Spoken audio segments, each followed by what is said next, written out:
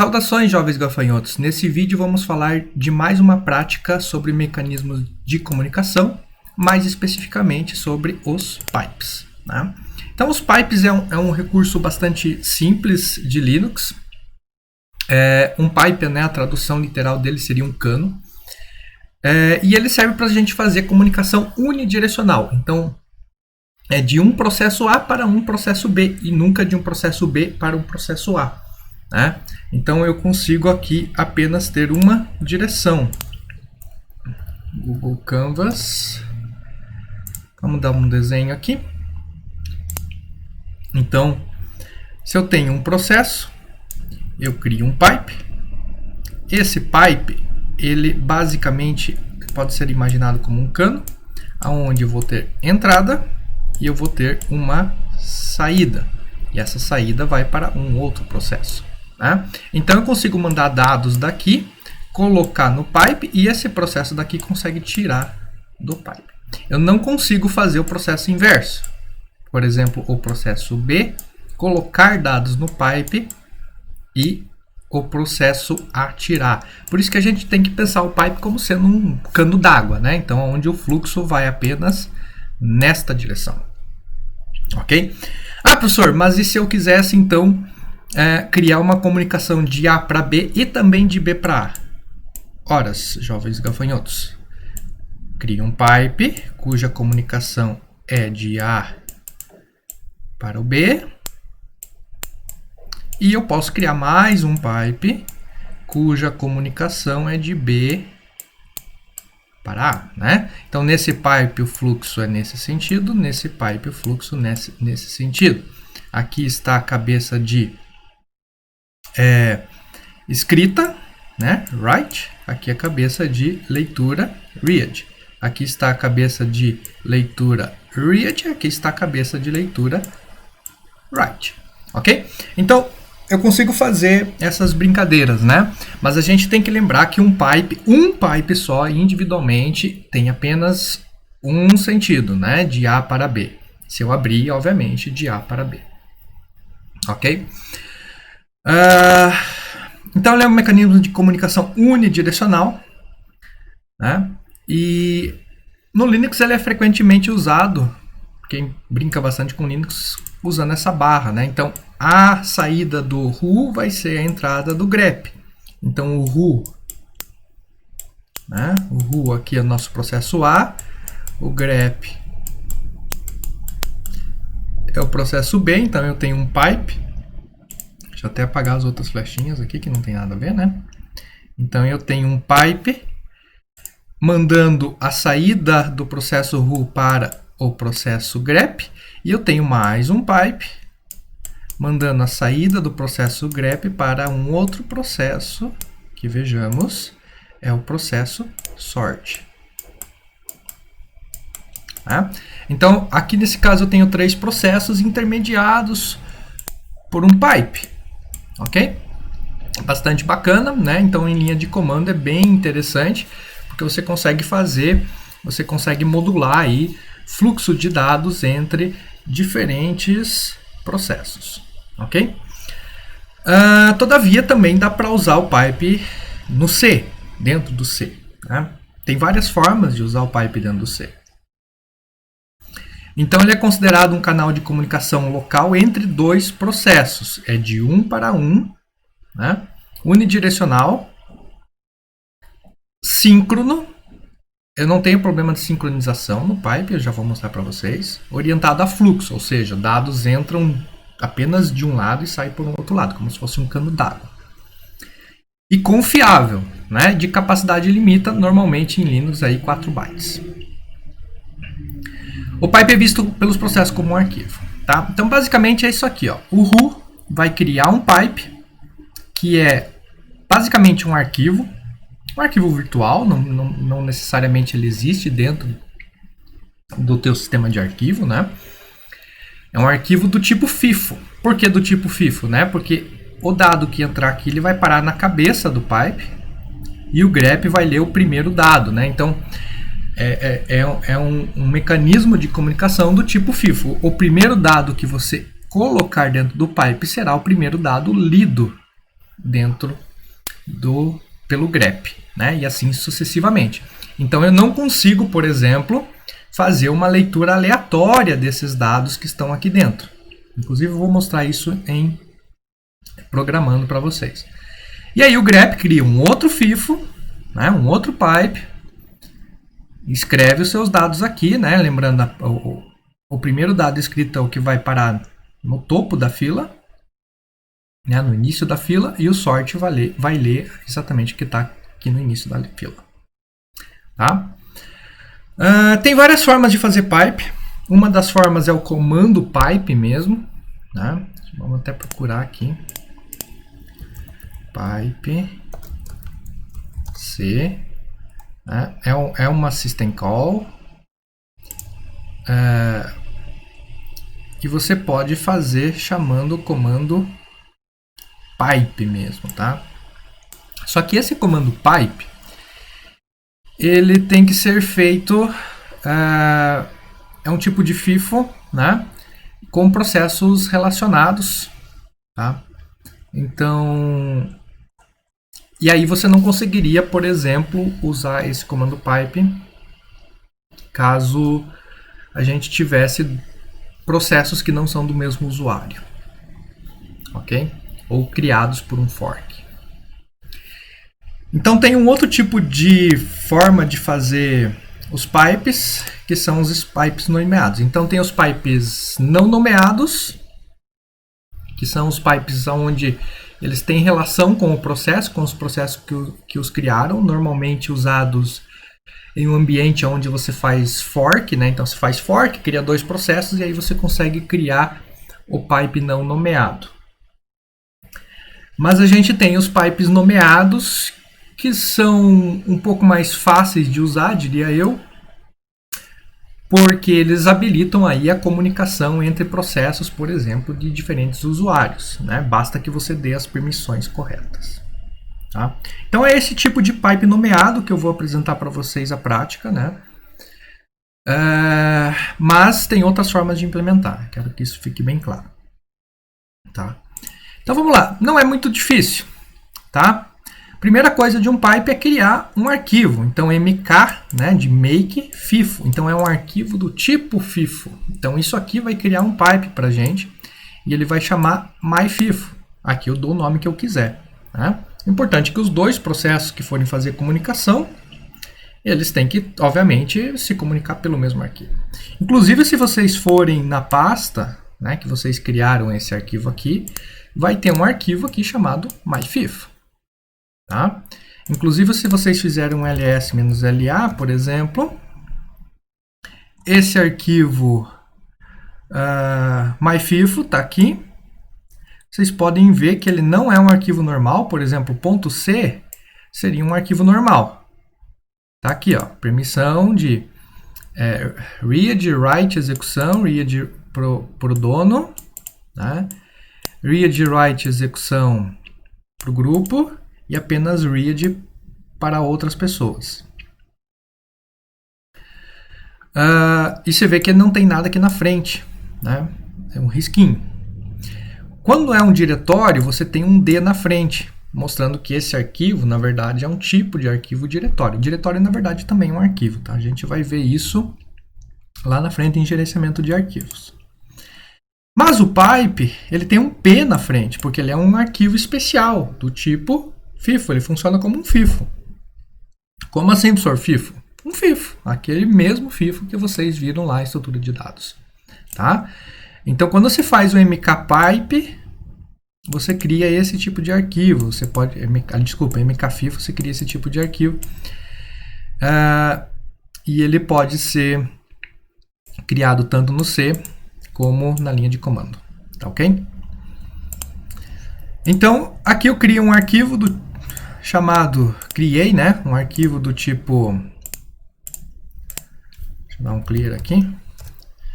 Do tipo mkfifo, aliás, com o nome mkfifo, e as permissões de acesso, né? 666, dando permissões aí de leitura, escrita, execução para o usuário. Quer dizer, leitura escrita para o usuário, leitura escrita para o grupo, leitura escrita para outros. Né? Se alguém não compreende esses números aqui. Sugiro procurar aí na internet, é bem facinho de entender. Tá?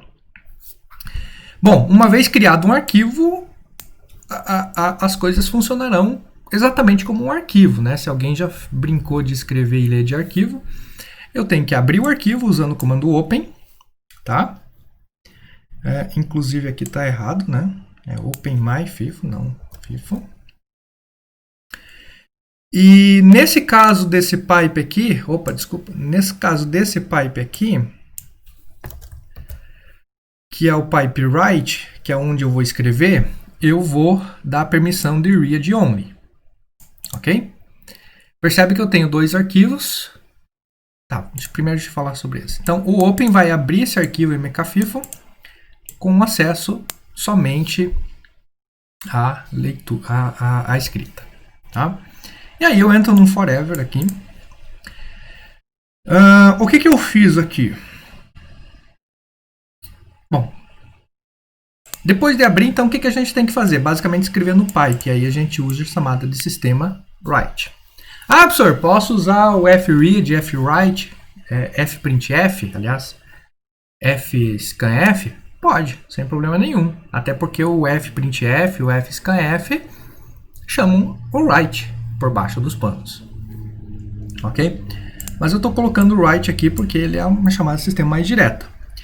E aí, este arquivo que foi aberto aqui em cima, né? Esse aqui cria o arquivo. Esse aqui abre o arquivo. Então, na hora que você abre um arquivo, você cria um descritor de arquivo. O nome aqui é FD, de File Descriptor. Tá? Claro que vocês podem dar qualquer nome. Então, eu estou dizendo, ó, escreva nesse arquivo. Escreva o quê? Aqui eu tenho que passar um endereço. Né? E esse PTR, na verdade, é um ponteiro. Então, logicamente, eu passando PTR, estou passando o endereço.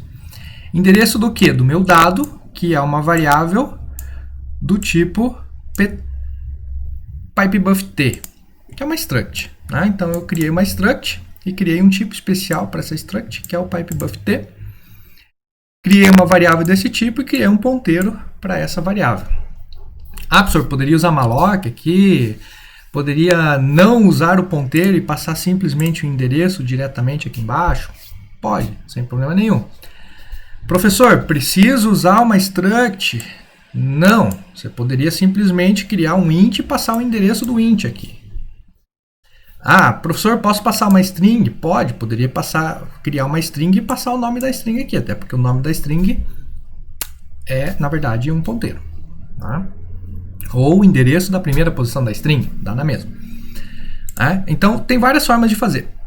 Eu, particularmente, prefiro fazer assim, porque eu consigo controlar exatamente o tamanho do que eu estou escrevendo. Tá? Por quê? Porque quando você escreve no pipe, você tem que dizer aonde você escreve, você tem que dizer o que você escreve, e você tem que dizer o tamanho do que você escreve. Então, eu faço um size off daquele tipo. Né? Então,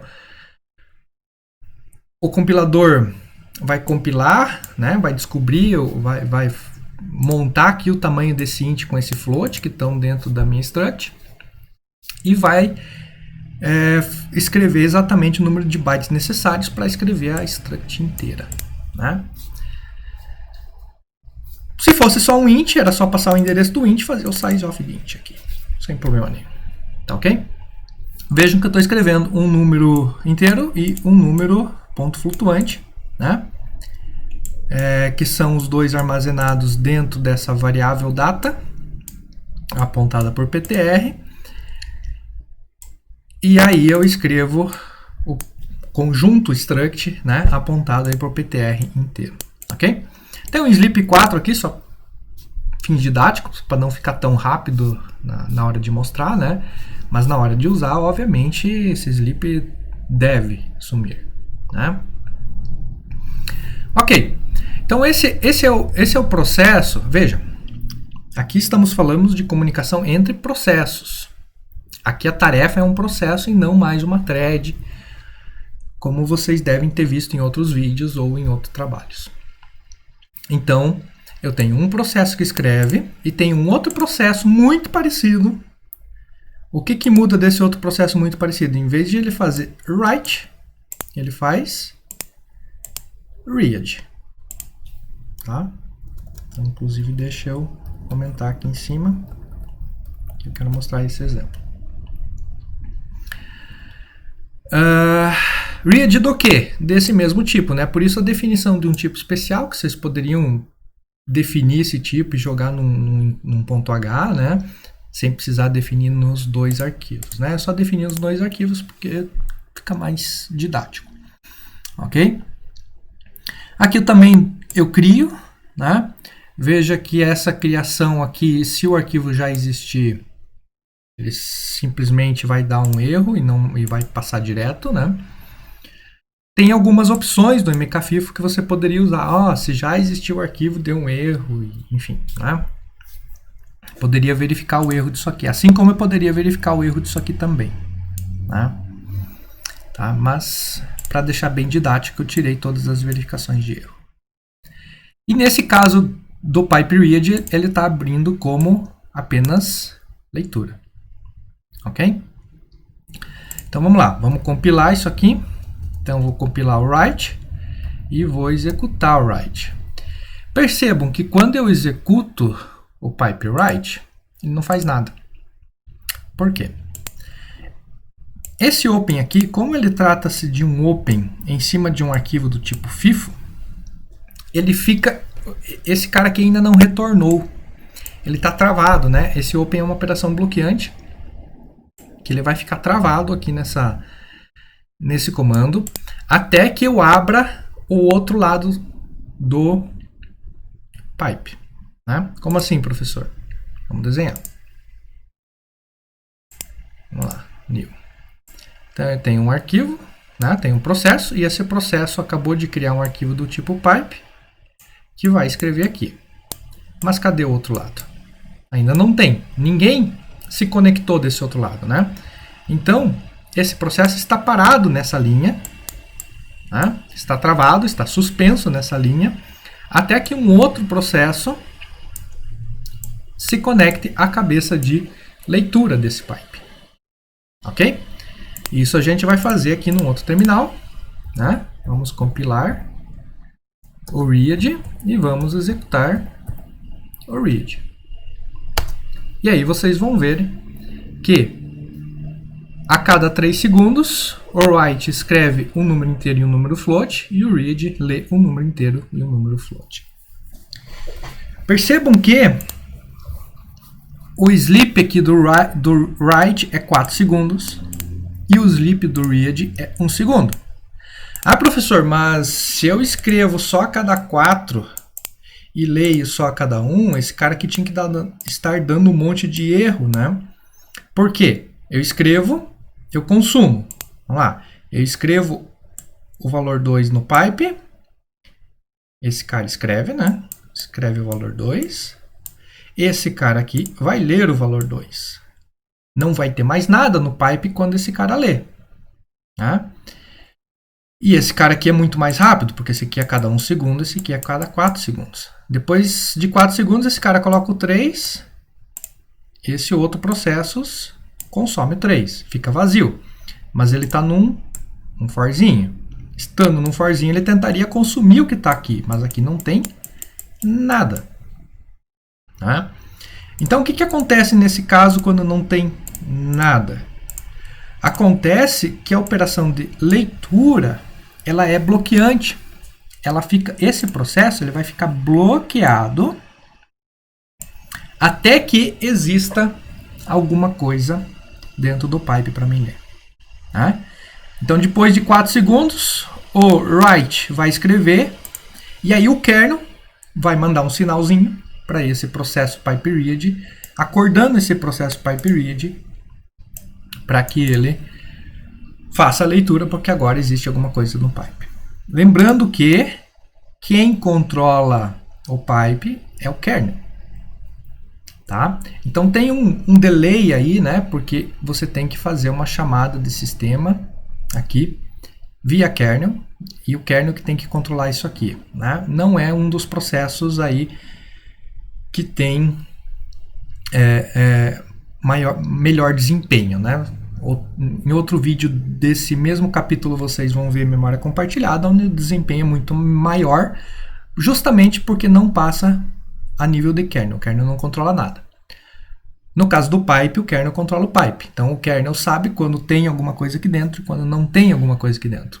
Se não tiver nada dentro do pipe, o kernel faz esse processo de leitura dormir, esperando que tenha alguma coisa. Quando tiver alguma coisa, o kernel pede para acordar. Ok? Manda um sinalzinho lá para acordar. Tá? Então, muito tranquilo. Tem algumas coisas que a gente pode brincar aqui. Uma delas seria, por exemplo, em vez de fazer a leitura, né, da struct inteira, eu poderia fazer a leitura de item por item da struct. Ok? Por exemplo, lê o V, que é o int, e lê o A. Será que funciona? Vamos ver. Compila. E compila. Funciona. Tá? Sem problema nenhum. O problema dessa abordagem de vocês fazerem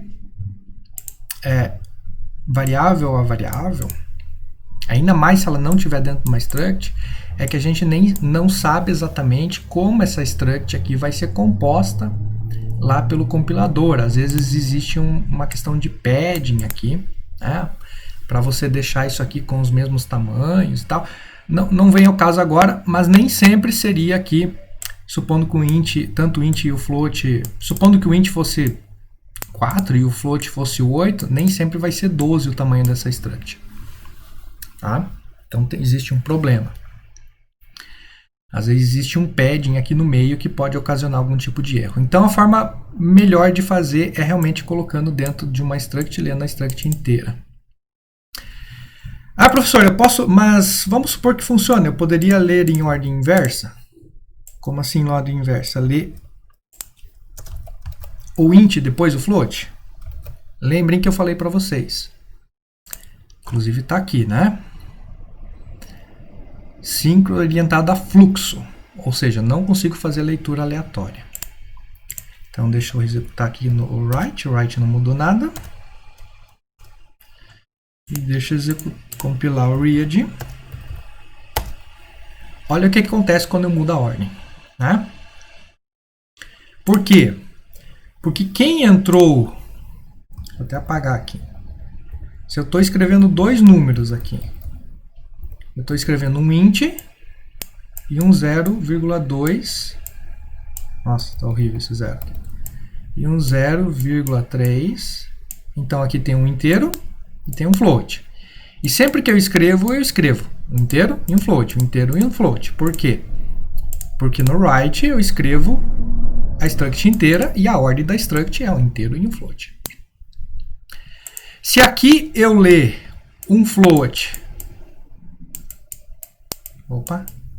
e depois um int, eu vou ler esse 2 como sendo float e esse 0,3 como sendo int.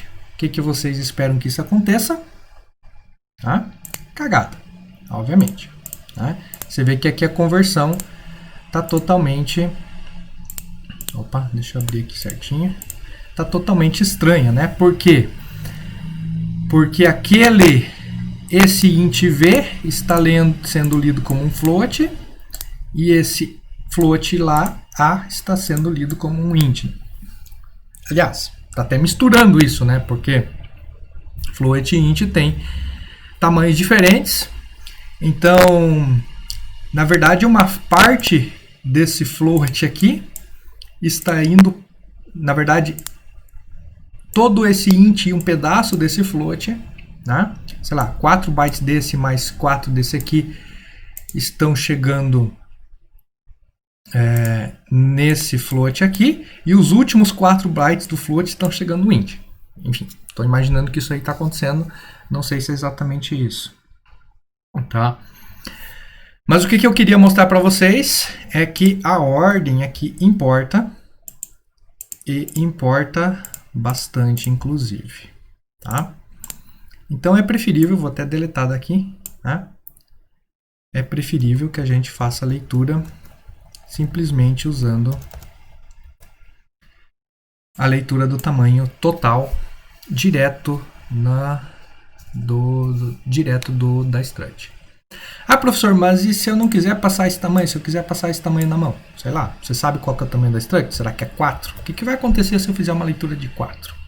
Então vamos rodar aqui para ver. Dou um write e dou um read. Ora, se eu fizer uma leitura de 4, o que vai acontecer? Aqui provavelmente tem 8. Então, se eu fizer uma leitura de 4, eu vou ler o inteiro, né? E vou colocar dentro da struct, vou imprimir a struct. E aí eu vou ler esse 4, mais um inteiro, né? E imprimir de novo. Então, aquele float acaba chegando como um inteiro. Percebe que a cada escrita que eu dou aqui, eu tenho 2 leituras desse lado. Tá? Então, ele leu 211 certinho e acaba lendo o float, colocando dentro de um int, dentro da próxima struct, do próximo ponteiro, subscrevendo, né? Então, o ideal realmente, deixa o size off lá bonitinho, né? Porque vai ser o jeito, né? Então, a grande preocupação aqui com o pipe nem é criar o pipe, nem é abrir o pipe, né? Isso aqui essa criação é muito simples, usando mkfifo, ou seja, um tipo de arquivo especial. Como mostrei para vocês, ele é criado aqui. Ah, professor, se você deletar esse cara, posso deletar esse arquivo, tipo de arquivo especial. Posso chamar aqui de novo, que ele vai recriar esse arquivo. E vou conseguir ler meus dados de novo, né? Tá lá, recriado o arquivo. Tá? Então, o problema nem é criar, contanto que vocês entendam as permissões de Linux. Depois a gente vai chegar nessas permissões lá em gerenciamento de arquivo. O problema nem é abrir. Lembrando que essa abertura aqui, né, ela é sincronizada, né? Então ela espera a abertura. Inclusive nesse open, se vocês procurarem o open, né, OpenC, no manual, aqui ele tem dos modos de operação do open aqui, é o não bloqueante, né? Então, ó, quando abrir num FIFO com o read only e o set only, se não block está setado, um open para read only vai retornar sem delay, né? Então, aquilo que eu acabo esperando aqui, vamos de novo. Percebe que quando eu executo aqui, eu estou esperando, né? Então, se eu colocar lá no open esse não block, eu vou retornar imediatamente, enquanto se eu não deixar sem o não block, que é o meu exemplo, ele vai bloquear até que uma outra thread, uma outra tarefa abra para leitura escrita. Enfim. Tá? Então tem essas opções aqui, né? É interessante entender cada uma das opções e importante, inclusive, né, ler bastante documentação. Ok? Então, criar e abrir é tranquilo, escrever também é tranquilo, né? Aonde, o que e o tamanho. Se você, por exemplo, fizer uma escrita de uma string, você poderia, por exemplo, escrever 8 caracteres no write e ler de 4 em 4 aqui, sem problema nenhum. Só vai ter o problema de colocar o caractere lá de final de string. Tá? Eu acho que é isso, né? Eu acho que por essa aula é isso aí, tá? Espero que não sobre dúvidas e até mais.